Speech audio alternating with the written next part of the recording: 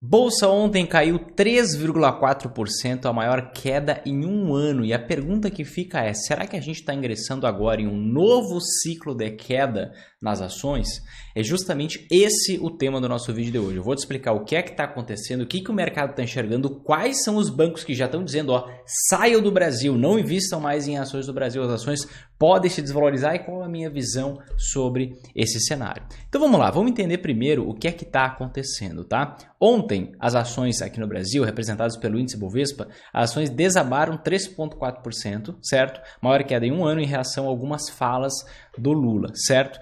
No mesmo dia em que, lá nos Estados Unidos, a gente viu as ações subindo até 7% em média, as ações de tecnologia, por exemplo, em virtude de dados econômicos divulgados por lá. O dólar, que caiu no mundo inteiro ontem, aqui no Brasil chegou a bater R$ 5,40 e agora está na volta dos R$ 5,35, certo? E o grande problema é aqui, o que está elencado nessa reportagem. O presidente eleito promete responsabilidade fiscal, mas ao mesmo tempo quer mais gastos sem explicar de onde vem o dinheiro.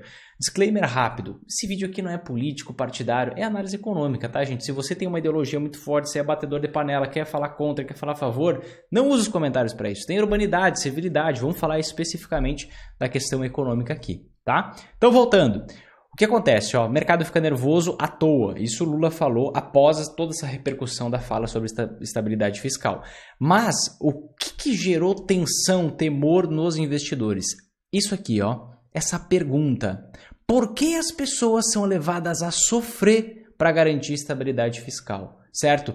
Por que é preciso ter teto de gastos? Essas foram indagações que o Lula fez em alguns discursos dele, né? E que ele falou o seguinte também, Lula diz que há gastos que têm que ser considerados investimentos. Isso aqui sacudiu o mercado. Então, vamos pegar o contexto disso. Vinícius, me mostra, mas você pode pegar essas imagens, esses trechos, foram exatamente essas as frases. Tem trechos no YouTube, você pode pegar mesmo para ver, mas foram exatamente essas as frases que foram faladas. E a gente tem que entender como funciona a economia como um todo, né? Às vezes, vamos pensar nessa fala que às vezes pode parecer que faz algum sentido. Por que as pessoas têm que sofrer para a gente ter estabilidade fiscal? O que é essa tal da estabilidade fiscal? Estabilidade fiscal nada mais é do que você ter controle do dinheiro que você tem. Assim como a gente, todas as pessoas têm um orçamento doméstico, ou seja, você tem uma certa capacidade de gastos, né? Poxa, o Vinícius não pode alugar uma casa por R$500 mil ao mês para ele morar, porque ele não tem condições financeiras para pagar esse aluguel. Já que ele não tem condições financeiras para pagar esse aluguel, ele não pode pagar. Se ele decidir pagar, o que ele vai ter que fazer? Ele vai ter que se endividar. E vai ter que pagar juros dessa dívida, cada vez mais altos, de forma que algum dia essa dívida pode se tornar insustentável. Com o país é a mesma coisa. O país tem um determinado orçamento, ele tem um volume de receita. Ele precisa fazer o que ele tem que fazer dentro daquele orçamento. Se ele não fizer o que ele tem que fazer dentro daquele orçamento, o que acontece? Ele vai se endividar numa espiral de endividamento, até que chega um ponto que essa dívida pode vir a se tornar impagável, certo? E aí o que acontece? Toda aquela benesse que eu dei para a população antes foi a semente da ruína no futuro que vai se tornar em algo impagável. Não estou dizendo que é o cenário do Brasil, que vai acontecer, mas você entende. Ser bonzinho muitas vezes é que nem você, como você age com seu filho. Ser bonzinho muitas vezes você vai estragar o seu filho. Ser bonzinho ou ter uma visão de que parece que eu tô querendo ser bonzinho, tem que ver, tem que ser bonzinho, tem que ajudar. É óbvio, gente, a nossa população precisa de ajuda, é óbvio, só que tem que ser com medidas que caibam dentro do orçamento. Quando se diz assim, tem gastos que na verdade são investimentos, o que ele quer dizer com isso? O que ele falou nesse discurso que ele proferiu ontem? Ele falou exatamente o seguinte, anteontem na verdade. Tem gasto que tem que ser visto como investimento, porque, por exemplo, a gente vai gastar para dar auxílio e isso vai virar consumo. Ok, mas o consumo vai ser uma busca de curto prazo. Consumo demais vai gerar inflação, vai gerar aumento de preço. Se os preços subirem muito, as taxas de juros vão ter que se elevar. Se as taxas de juros tiverem que se elevar, você coloca uma trava na economia. Se você coloca uma trava na economia, o governo vai arrecadar menos dinheiro. Se o governo arrecadar menos dinheiro, o que acontece? O governo vai ter que subir imposto. Se o governo subir imposto, ele deu dinheiro de um lado e tira do outro lado. Só que você não vê ele tirando aqui, você só vê ele dando. Só que, gente, a fatura sempre chega. É que nem as pessoas que enxergam o cartão de crédito como o dinheiro que elas têm. Elas vão comprando no cartão, uma hora a fatura chega. Não adianta você achar que você tem todo aquele dinheiro que você tem no limite do cartão. Você não tem, aquilo ali é uma promessa de pagamento. Você tem um limite, mas depois você tem que pagar essa fatura. Entende? Então, o mercado ele ficou muito receoso e principalmente com isso daqui. Ó. Isso aqui foi o que mais mexeu com o mercado. PEC da transição terá Auxílio Brasil fora do teto de forma permanente, diz o relator. Então, o que é o teto de gastos no Brasil? O teto de gastos é uma limitação. A gente pode gastar até aqui, por quê? Nós sabemos que o orçamento é finito. Se o orçamento não for finito, a gente gasta demais, a gente entra naquela espiral de endividamento que eu comentei aqui e a gente não consegue sair disso, ou pode vir a não conseguir sair disso no futuro, e isso vai fazer todo esse processo que eu comentei para você. Muito auxílio, aumenta o consumo, aumenta a inflação, aumenta a taxa de juros, diminui a arrecadação do governo, aumenta imposto e aí nosso poder de compra vai lá para baixo, o dólar explode, como aconteceu também no dia de ontem. O dólar caiu no mundo inteiro, mas subiu no Brasil por conta disso. E existe uma ideia de que os auxílios, e principalmente o Auxílio Brasil, fique fora do teto de gastos, de forma que isso possa ser aumentado, expandido, possam se gastar centenas de bilhões, talvez daqui a pouco, fora do teto de gastos. Isso aqui vai impactar fortemente as contas públicas. Isso aqui vai fazer com que o governo, com o passar do tempo, fique uma situação fiscal muito comprometida. Isso vai afastar investidores do Brasil. Tanto que o próprio Henrique Meirelles, que já foi ex-presidente do Banco Central, ex-ministro da Fazenda, ele estava apoiando o Lula, certo? E agora ele já tem uma visão diferente e ontem falou uma frase estranha, para não dizer preocupante, no sentido de... Não preocupante, eu não estou assustado com a fala dele, mas no sentido de... Total... Acabou a esperança. Acabou a esperança. Olha só, o que ele diz aqui? Isso aqui são palavras ipsis literis, tá? O Lula estava fechado, do Henrique Meirelles. Não dizia nada, não queria desagradar ninguém. Hoje começou a falar. Aí ele começou a sinalizar uma direção a Dilma. O que aconteceu com a Dilma na época do governo Dilma?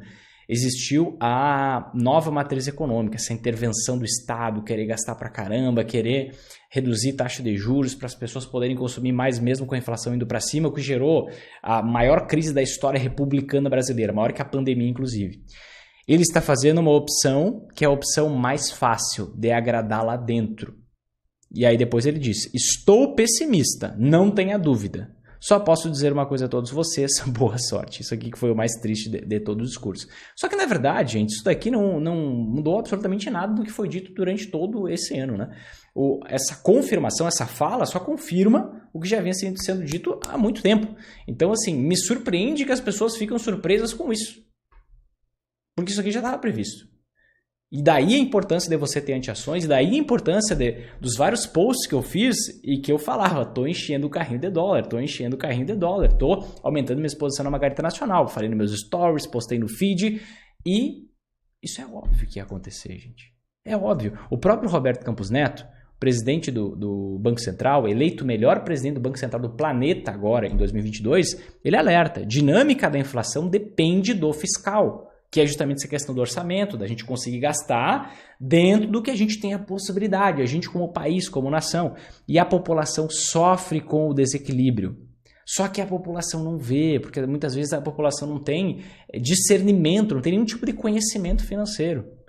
O presidente do Banco Central reconhece que é necessário ter um olho para o social, mas diz que também é preciso observar o equilíbrio fiscal. Só recapitulando rapidamente aqui. Se você gasta com muito auxílio, você aumenta o consumo. Quando você aumenta o consumo, se você está focando nisso aqui, você não está melhorando a produtividade do país. Se você não melhora a produtividade do país, você não tem mais oferta de produtos, você só tem mais procura.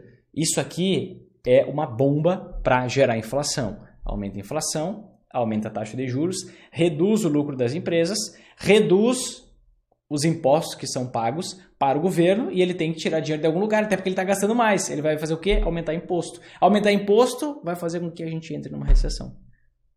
Por quê? As pessoas vão ficar com cada vez menos dinheiro no bolso. Então, acaba que você dá de um lado e tira do outro. E sempre quem sofre é quem é mais pobre. No curto prazo isso funciona, mas no longo prazo o que funciona?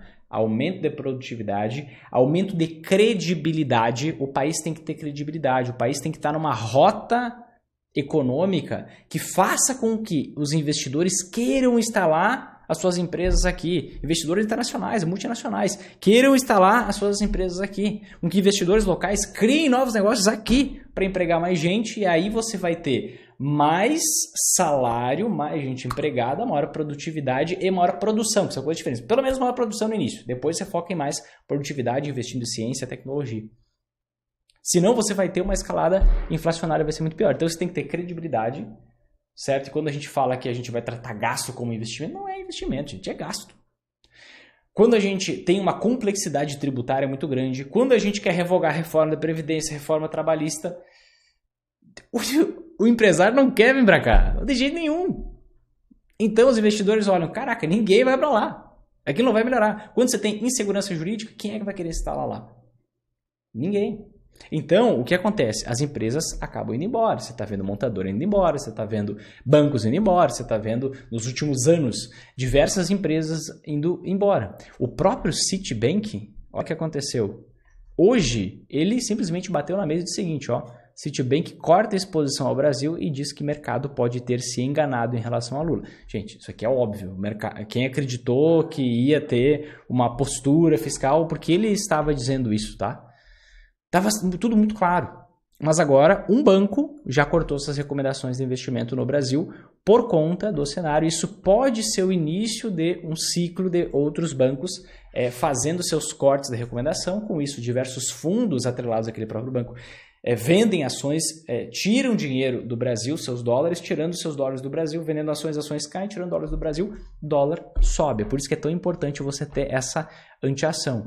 E hoje você vê o quê? As ações subindo um pouquinho, tá? Estão subindo cerca de 2%. Talvez você saiba, talvez não, mas se caiu 3,4% ontem, tem que subir uns 4% para voltar para 0 a 0. Então a gente sobe uns 2% aqui a metade, até para existir uma certa realização de lucros aqui por parte de quem apostou na queda das ações. E o dólar recuava para 5,29, quando na verdade agora o dólar já está em 5,34 de volta. Então o dólar continua numa escala perigosa. Pode ser que a gente tenha entrado num novo ciclo de queda nas ações? Pode ser. Quanto tempo vai durar? Não sabemos. Até porque, quando você tem uma série de estímulos na economia, uma série de benesses, de auxílios que você dá, você estimula o consumo. Então, no curto prazo, estimular o consumo faz as empresas conseguirem vender mais, faz aumentar a margem de lucro, faz aumentar a arrecadação federal. Isso só não é sustentável se você não aumenta a produtividade, se você não tem segurança jurídica, se você não tem uma simplicidade tributária e se você não consegue, acho que eu já comentei, mas você não consegue ter produtividade e escala na produção. Isso a gente vai ver se vai ter ou não no futuro. Então pode ser que a gente entre num novo ciclo de quedas e daqui a pouco as ações voltem a subir por conta de todos esses estímulos que podem ser dados na economia.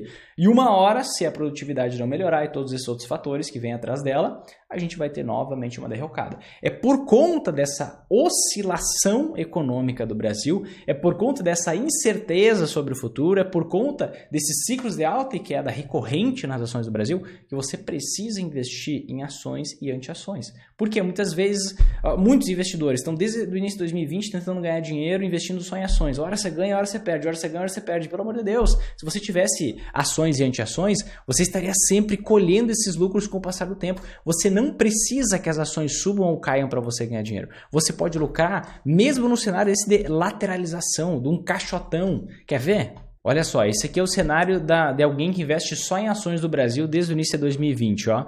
Caiu, subiu, poxa, aqui deu desânimo, aqui deu esperança, desânimo, esperança, desânimo, esperança, e está empacado. Desde o início de 2020, há quase 3 anos. Se você investir em anti-ações também, ou pelo menos só em dólar aqui, tá? Você já tem um comportamento oposto. Opa, enquanto o investimento está caindo, está subindo. Vou fazer um rebalanceamento aqui, vou vender um pouco desse dólar, vou comprar um pouco de ações. Quando o dólar cair, aí eu compro mais. Eu falo comprar mais porque depois vai voltar a subir. Com as ações, que legal, eu comprei mais quando o preço estava bem mais baixo. Agora eu vou passar a vender um pouco porque subiu. E assim você vai fazendo sucessivamente. Então, nessa última queda aqui, eu alertei bastante no meu Instagram sobre essa queda que a gente estava vendo no dólar e que eu estava enchendo o carrinho e agora o dólar começa a subir. Vai até quando? Não sei. O fato é que agora a gente está vendo o dólar subir, as ações caírem e onde que eu vou focar os meus investimentos? em ações. Então, quando você usa ações e anti-ações e as técnicas necessárias, a primeira delas é, por exemplo, o rebalanceamento, você ir fazendo esses ajustes com base nessas oscilações, você independe do investimento subir ou cair para você lucrar. Porque no consolidado, você consegue lucrar por conta dessa diferença de direção dos investimentos da sua carteira. Então, recado final. Pode existir um novo ciclo de queda nas ações que pode durar alguns meses, pode continuar por conta da descrença nas novas políticas econômicas, tá? Ou pode inverter daqui a pouco. A gente tem um novo ciclo de alta nas ações que vai durar durante algum tempo, vai levar um tempo para ele se desmantelar se não tivermos aumento da produtividade e da capacidade produtiva do país. Cresce da importância você ter anti-ações nos seus investimentos. Pensa bem, reflete, mas isso é o que está acontecendo hoje, tá bom? Fez sentido esse vídeo para você? Se sim, clica aqui embaixo em gostei, compartilha com 5 amigos, te inscreve no canal, ativa o sininho, te vejo no próximo vídeo, um forte abraço e até mais.